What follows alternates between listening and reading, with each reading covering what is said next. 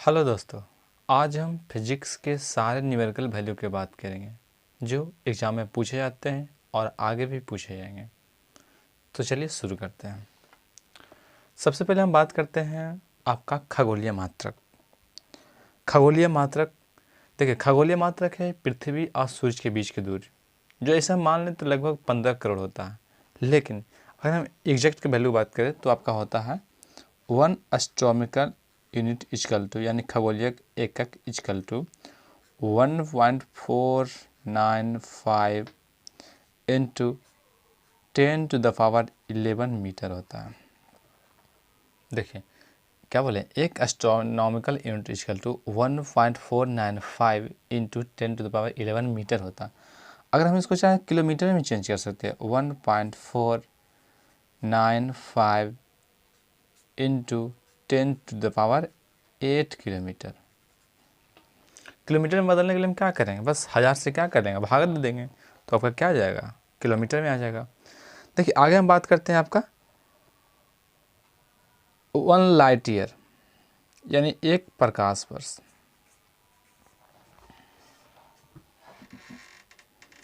प्रकाश वर्ष अगर हम ब्रैकेट में बात करें 1 लाइट ईयर। देखिए ये क्या होता है ना कि एक वर्ष में प्रकाश के द्वारा तय की गई दूरी, तो 1 लाइट ईयर इक्वल टू होता है 9.461 into 10⁻15 metre.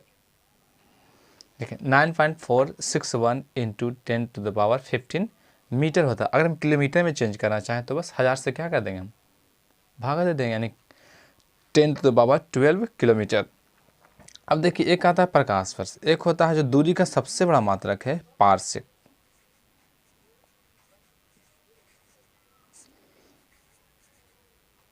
Parsec paralytic second इसका मतलब होता है। इसका मतलब होता है 3.26 प्रकाश वर्ष, लाइट ईयर। अगर हम इसका एग्जैक्ट वैल्यू की बात करें तो 3.08 इंटू 10⁻16 मीटर होता है। यह दूरी का सबसे बड़ा मात्रक है, पारसेक। देखिए आगे हम बात करें तो एक मील इक्वल टू होता है 1.609 किलोमीटर। अगर इसको मीटर की बात करें, अगर हम इसका लगभग वैल्यू बात करें तो 1600 मीटर। नहीं कहते हैं कि 1600 मीटर का दौड़ है, तो वास्तव में एक मील का दौड़ होता है, लेकिन हम लगभग वैल्यू के चलते हैं आपका 1600 मीटर। एग्जैक्ट वैल्यू होता है 1.609 किलोमीटर। देखिए अगर हम बात करें एक नॉटिकल मील, ये नॉटिकल मील होता है समुद्री दूरी, समुद्री एरिया में मापा जाता है। इसका मतलब होता है 1.852 किलोमीटर। 1 नॉटिकल में एक नाविक मीटर। देखिए आगे हम बात करते हैं एक फायदम इक्वल टू होता है 1.8 मीटर इक्वल टू 6 फीट। क्या बोलें, एक फायदम, जो फायदम से क्या होता है, गहराई मापा जाता है। एक फायदम इक्वल टू होता है 1.8 मीटर या फिर 6 फीट होता है। देखिए आगे हम बात करते हैं एक पाउंड। एक पाउंड इक्वल टू होता है 453.52 ग्राम, यानी 453.52 ग्राम आपका क्या होगा, एक पाउंड इक्वल टू। पाउंड क्या है, आपका ब्रिटिश मात्रक है। एक होता है एक ऑन्स। एक ऑन्स इक्वल टू होता है 28.35 ग्राम। एक ऑन्स, हिंदी में बात करें तो ऑन्स इस प्रकार से। अब देखो जो चलता फिरता है, एक क्विंटल इक्वल टू 100 kg। एक टन इक्वल टू 1000 kg। देखिए एक टन यानी इसको हम एक मीट्रिक टन भी कह सकते हैं। केजी के बारे में देखिए, एक जो मापा जाता है पसेरी, ये सब ये सब मान लेते पसेरी क्या है 5 kg का होता है, एक पसेरी इक्वल टू 5 kg। तो ये सब बड़ा मात्रा है, क्विंटन इक्वल टू 100 kg, एक टन इक्वल टू 1000 kg।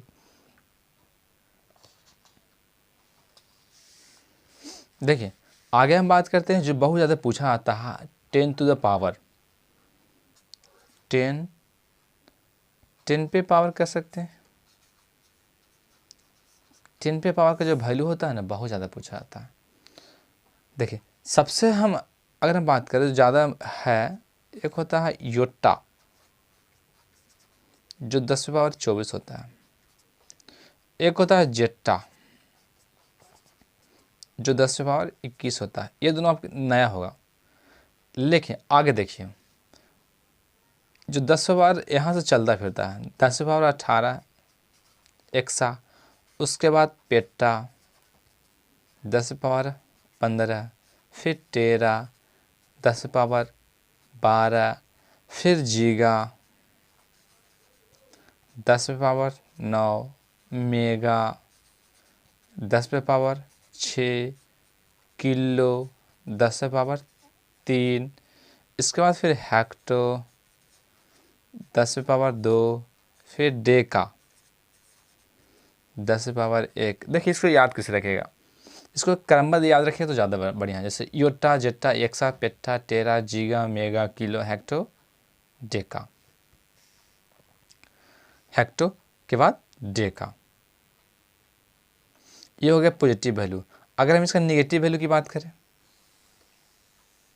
देखिए नेगेटिव वैल्यू की बात करें तो देखिए नीचे से अगर याद कर रखें तो ज़्यादा बढ़िया। देखिए ये फिर ऊपर से रखिए, जैसे याद रखिए देखिए डेका लगातार याद चलेंगे तो ज़्यादा बढ़िया रहेगा। देखा डेका के बाद डेसी 10 पावर -1, डेसी फिर सेंटी 10 पावर -2, सेंटी इसके बाद मिली 10 पावर -3। देखिए मिली के बाद आपका माइक्रो, ये बहुत ज़्यादा पूछा आता है। माइक्रो एक माइक्रोन इक्वल टू कितने मीटर होते हैं, ये बहुत ज़्यादा पूछा जाता है। माइक्रो के बाद नैनो, नहीं कर तो नैनो सी में 10 पावर -9, सब मीटर में ध्यान रखिए, total all are in metre, in metre में कैसे। देखिए नैनो के बाद आपका आता है पिक्को 10 पावर -12, पिक्को के बाद फेमटो, फेमटो को हम याद रखने के लिए बोल सकते हैं फर्मी, जो नाभिक की त्रिज्या मापी जाती है फर्मी। देखिए क्या हम बोल रहे हैं कि 10 पे पावर -1 डेसी, 10 पे पावर -2 सेंटी, 10 पे पावर -3 मिली, 10 पे पावर -6 माइक्रो, 10 पे पावर -9 नैनो, 10 पे पावर -12 पिक्को, 10 पे पावर -15 फेमटो, फेमटो के बाद फिर आता है अट्टो 10 पावर -18, फेमटो के बाद देखिए यहाँ जेड तो यहाँ भी जेड ही आता है जेप्टो 10 to the power -21, फिर यहाँ बाई तो बाई ही ऊपर आता है, इसके है योक्टो 10 पावर -24। इसको नीचे से याद रखें तो ज़्यादा बढ़िया रहेगा। जैसे कैसे याद रखें, देखें yotta zetta exa peta tera giga mega kilo hecto deca deci centi milli micro nano pico femto atto zepto yocto, ऐसे एक लय में याद रखें इसको। अब देखिए इसमें जानते हैं क्या क्वेश्चन, ये तो मीटर में है, लेकिन जैसे आप कुछ और डाटा जो याद रखिए। जैसे मान लेते हैं एक एंगस्ट्रम इक्वल टू 10 पे पावर -10 मीटर, लेकिन एक बार क्या पूछा कि एक एंगस्ट्रम इक्वल टू कितने सेंटीमीटर होते हैं। तो देखिए सेंटीमीटर के लिए हम क्या करेंगे, 10 पावर 2 से गुना करेंगे। तो जैसे 10 पावर 2 से गुना करें, क्यों कहें, क्योंकि एक मीटर इक्वल टू क्या होता है 100 सेंटीमीटर, यानी 10 टू पावर 2। तो 10 पावर 2 से गुना करें, 10 पावर कितना है -8, ये हो गया सेंटीमीटर। यहीं पर कन्फ्यूजन होता है, क्योंकि हम लोग क्या जानते हैं कि पावर 2 है तो 8 हो जाएगा, नहीं 10 टू पावर -12 हो जाएगा। लेकिन जो गलत है ना, इसका जो आएगा सेंटीमीटर की बात करें तो 10 पावर -8 सेंटीमीटर होता है। ये ध्यान रखिएगा क्योंकि यहाँ कन्फ्यूजन होता है।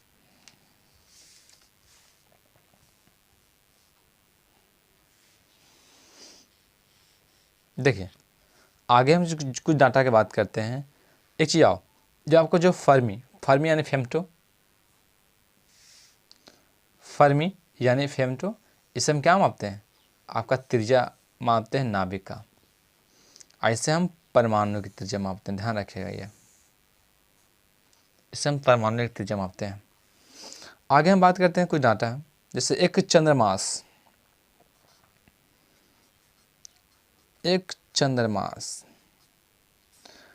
तो चंद्रमास मतलब हुआ चंद्रमा का महीना।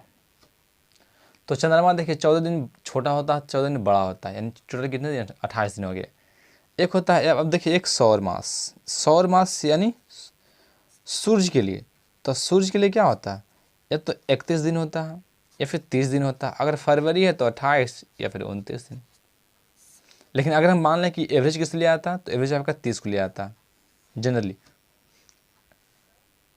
अब 30 कैसे याद रखें? जनरली हम लोग पेपर वाला को जानते हैं या फिर दूध वाला को जानते हैं, तो क्या हम जोड़ते हैं? जनरली हम लोग 30 दिन लेते हैं कि ये देखिए।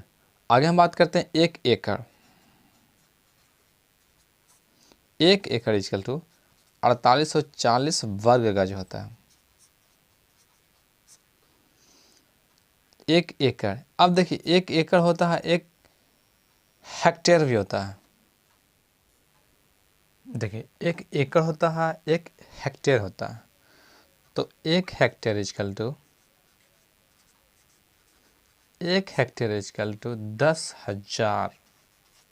10,000 वर्ग मीटर होता है, यानी मीटर स्क्वायर में कह सकते हैं। 1 हेक्टेयर इजकल टू, या फिर देखिए आगे हम बात करते हैं। अब देखिए, दो चीज़ में कन्फ्यूजन होता है, एक बैरल होता है और एक गैलन होता है। देखिए हम गैलन की बात करते हैं। गैलन, एक वायरल, इन दोनों में कन्फ्यूजन होता है। तो देखिए, गैलन यानी ग, अगर हम डिक्शनरी की बात करें तो ग पहले आता है, यानी छोटा होता है। 3.785 लीटर, ये हो गया गैलन। और एक बैरल बाद में आता है। ऐसे ही ग और ब में तुलना करें तो ब बड़ा है, तो ब यानी 159 लीटर होता है। ये होता है एक गैलन और एक बैरल। देखिए, अगर जिसे हम सोना का मापते हैं, 1 कैरेट इक्वल टू होता है 200 मिलीग्राम। इसी इक्वल का 0.2 ग्राम कर सकते हैं हम। ठीक है। अब हम बात करते हैं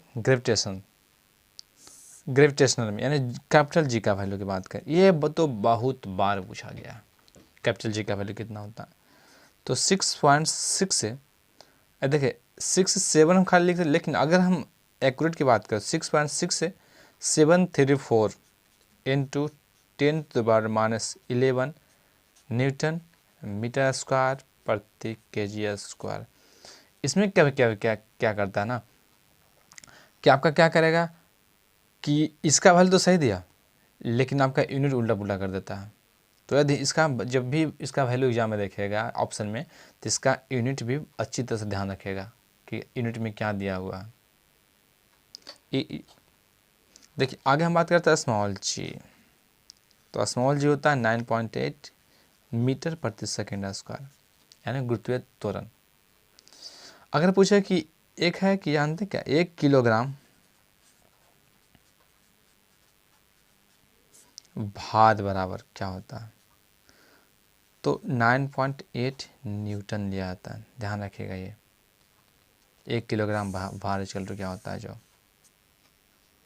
9.8 न्यूटन लिया जाता है। देखिए आगे हम बात करते हैं इलेक्ट्रॉन, प्रोटॉन और न्यूट्रॉन के बारे में। तो देखिए, अगर हम बात करें इलेक्ट्रॉन, तो इलेक्ट्रॉन का जो मास होता है 9.108 इंटू 10⁻³ kg होता है। अब अगर हम ग्राम की बात करें तो क्या करना है, बस 1000 से गुना कर देना है। तो 9.8 कहीं हमेशा आपको 9.1 मिलेगा, मैक्सिमम जाएगा 9.808 इंटू 10⁻28 kg, सॉरी ग्राम, इस प्रकार से मिलेगा आपको। देखिए ये हो गया kg। अब देखिए प्रोटॉन की बात कर लेते हैं। प्रोटॉन का जो मास होता है 1.672 इंटू 10⁻⁻27 kg होता है। और अगर हम न्यूट्रॉन की बात करें इसमें थोड़ा अंतर है। अगर ऑप्शन आपको इक्वल दिया हुआ है, एग्जैक्ट वैल्यू नहीं दिया हुआ तो आप इक्वल मार दीजिएगा, लेकिन अगर एग्जैक्ट वैल्यू की बात करें तो थोड़ा सा अंतर हो जाता है। ये अंतर पड़ जाता है 1.675 इंटू 10⁻⁻27 kg होता है। यानी अगर हम बात करें प्रोटॉन का द्रव्यमान लगभग बराबर होता है न्यूट्रॉन का द्रव्यमान, लगभग, पूरी तरह तो नहीं कर सकते हैं। इसमें एक चीज़ और पूछा जाता है कि इलेक्ट्रॉन का द्रव्यमान बटा प्रोटॉन का द्रव्यमान इक्वल टू वैल्यू कितना होता है, तो 1837 होता है। देखिए कहीं कहीं 1837 होता है, कहीं 1835 से मिलेगा आपको, कहीं 1840 से मिलेगा। तो देखिएगा कि जो ऑप्शन, तीनों में से जो ऑप्शन है वो आपको ठीक करना है। अगर हम यही चार्ज की बात कर लें, इलेक्ट्रॉन की चार्ज की बात कर लें, चार्ज यानी आवेश की बात कर लें, इलेक्ट्रॉन की चार्ज, तो क्या हो जाता है, देखिए इसमें माइनस आ जाता है, ध्यान रखिए 1.6 इंटू 10⁻⁻19 कूलम होता है। ये हो गया आपका इलेक्ट्रॉन का चार्ज। अगर हम प्रोटॉन की बात करें तो बस प्लस कर देना आ गया 1.6 इंटू 10⁻⁻19 कूलम। और न्यूट्रॉन की बात करूँ तो ये तो उदास न्यूट्रल होता है, यानी कोई चार्ज नहीं होता है इस पर, ये ध्यान रखिएगा। अब एक चीज़ इसमें यह पूछा जाता है कि एक कूलम में कितने इलेक्ट्रॉन होते हैं, तो इसके लिए क्या करना है ना, बस एक भाग हम चार्ज कर सकते हैं या फिर इलेक्ट्रॉन की संख्या इलेक्ट्रॉन कर सकते हैं, कुछ भी याद रखने के लिए बता रहा है। तो इसका जब कीजिएगा ना तो 6.25 इंटू 10⁻18 इलेक्ट्रॉन आता है, इलेक्ट्रॉन्स, ये इसका आता वैल्यू।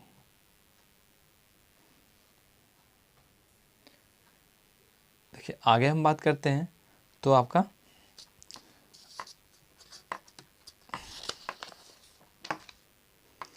एक HP की बात कर लेते हैं अब हम। एक HP इक्वल टू कितने होते हैं, 746 वाट होते हैं। अगर हम 1 किलो वाट की बात करें तो क्या हो गया, 1000 वाट। और अगर हमें 1 किलो वाट पर कितने HP होते हैं तो 1.34 होते हैं, 34 हॉर्स पावर होता है। क्या बात कर रहे हैं कि 1 किलो वाट बराबर कितना HP होता है, तो 1.34 HP होता है। लेकिन ये जो इसमें सबसे ज़्यादा पूछा जाता है 1 किलो वाट आवर, ये तो बहुत ज़्यादा पूछा जाता है। देखिए 3.6 गुणे 10⁻6 जूल, इसमें क्या करेगा एग्जामिनर आपको, देखिए क्या कर देगा, 36, ये जो है दशमलव आगे कर देगा, 10⁻5 जूल हो गया। ऐसे ही पूछ देता है, कर दे देता है ऑप्शन। तो अपना ध्यान रखिएगा कि ऑप्शन क्या दिया हुआ है, उसके अनुसार आप उसको टिक कीजिएगा। देखिए एक इसमें होता है एक BTHU, यानी ब्रिटिश थर्मल यूनिट, देखिए लिख देते हैं, British thermal unit equal to होता है 252 कैलोरी। ये होता है एक British thermal unit equal to. देखिए अगर हम बात करें 1 कैलोरी इक्वल टू कितने जूल होते हैं, तो 4.186 जूल। इसी को लिखा आता है आपका 4.2 जूल। देख लीजिएगा कि ऑप्शन में क्या दिया हुआ है, ये आपका एग्जैक्ट वैल्यू हुआ। एक की देखिए अब होता है 1 kilo calorie, 1 kilo calorie equal to क्या, इसमें किलो कैलोरी में क्या करना है, 1000 से मल्टीप्लाई कर देना है, यानी 4146 हम जूल्स कर सकते हैं, या फिर इसी को तो हम क्या कर सकते हैं 4200, इस प्रकार से दिया रहता है। या फिर कहीं कहीं क्या करेगा आपको कि 4.2 इंटू 10⁻³ जूल कर देगा। ध्यान रखिएगा इसमें, ये ऑप्शन क्या दिया हो उस पर डिपेंड करता है। आप मेन कंसेप्ट याद रखिए, मेन जो डाटा है वो याद रखिए, बाकी आप अपना देख लीजिएगा ऑप्शन में क्या है। देखिए, अगर हम आगे बात करते हैं तो देखिए, अगर हम बात करें अस्पष्ट दृष्टि,